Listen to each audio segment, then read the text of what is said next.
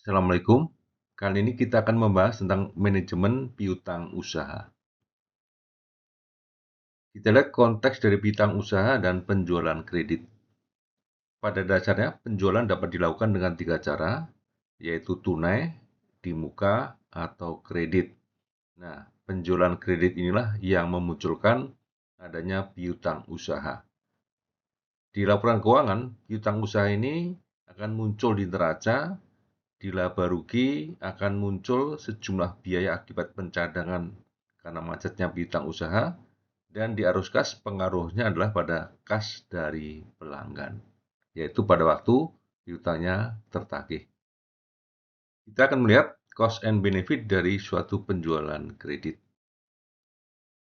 Benefit yang kita peroleh adalah penjualan diharapkan meningkat, dan dengan sendirinya potensi laba juga diharapkan meningkat, serta yang terakhirlah peningkatan pangsa pasar akibat peningkatan penjualan tersebut.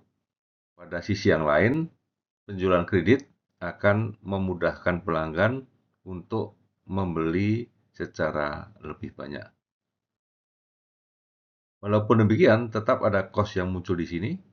Yang pertama adalah tambahan modal kerja akibat piutang yang kita berikan. Yang kedua, administrasi tambahan akibat adanya piutang. Opportunity cost karena kita berarti mengalokasikan sejumlah dana dengan biaya tertentu, dan yang terakhir adalah munculnya potensi dari terjadinya kredit macet akibat piutang tidak bisa ditagih. Kita lihat penentu dari besarnya piutang.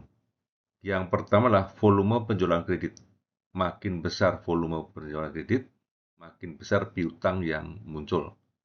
Syarat pembayaran bagi pelanggan makin longgar, akan makin banyak piutang yang terjadi. Yang ketiga adalah batas volume penjualan kredit. Pada perusahaan tertentu, mereka melakukan batas penjualan secara kredit untuk setiap pelanggan.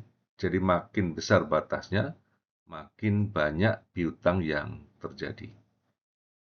Yang keempat adalah kebiasaan membayar dari pelanggan.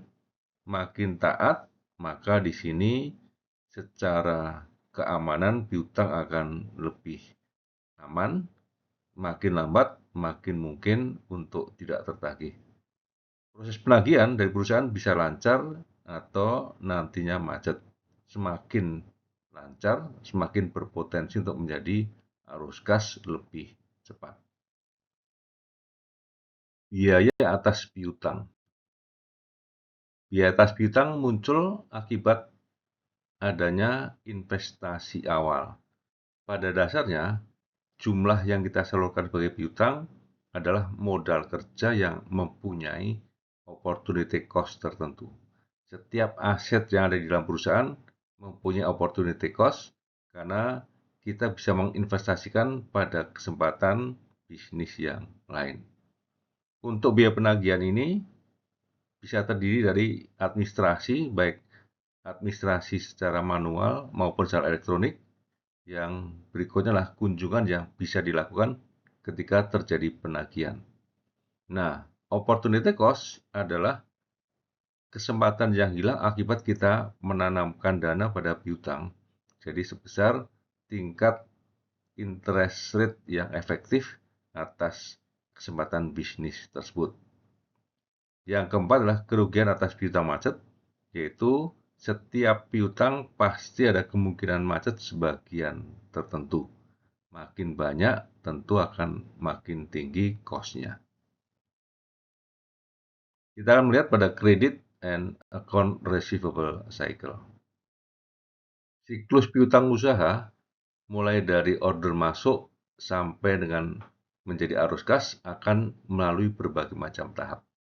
Pertama adalah order masuk, setelah itu akan ada permintaan untuk penjualan kredit dari pelanggan, masuk ke bagian kredit department untuk dievaluasi apakah layak atau tidak.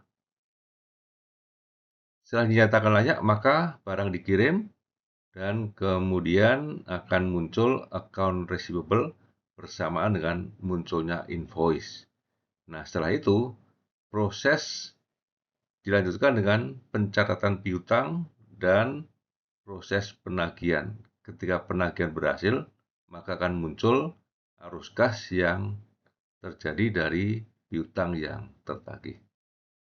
Sekarang kita akan lihat beberapa tahap yang muncul tadi dengan rincian-rincian yang ada. Kita mulai dari kebijakan penjualan kredit dan penagihan piutang. Suatu kredit biasanya mempunyai syarat tertentu seperti 5C, tapi untuk 5C kita akan bahas pada video yang lain secara terpisah. Kemudian syarat kredit penjualan, berapa minggu, berapa bulan, sesuai dengan kebijakan yang ada. Analisis atas permintaan kredit yang diajukan oleh pelanggan atau calon pelanggan, dan kemudian bukti minimum atau dokumentasi apabila diperlukan. Untuk kebijakan kredit, apakah ada klausul khusus, misalnya adalah maksimumnya atau konsentrasi pada pelanggan tertentu yang tidak boleh melampaui jumlah tertentu, dan yang terakhir adalah kebijakan penagihan atau collection policy.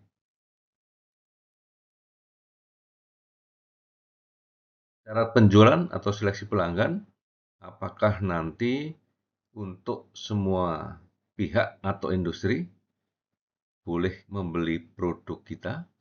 Kemudian untuk ukuran perusahaan, skala usaha seperti apa yang akan kita masuki?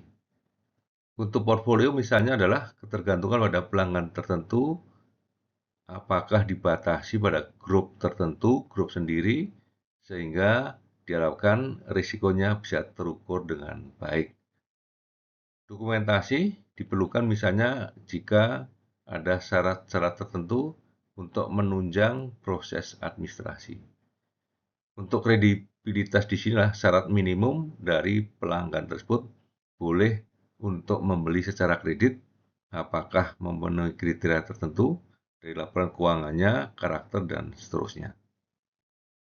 Sekarang kita di analisis atas permintaan kredit. Bagian kredit seharusnya mempunyai kebijakan kredit sebagai dasar untuk pembelian suatu penjualan secara kredit disetujui atau tidak. Nah, kredit department ini akan bertindak sebagai pihak yang mengevaluasi kelayakan dari calon pembeli.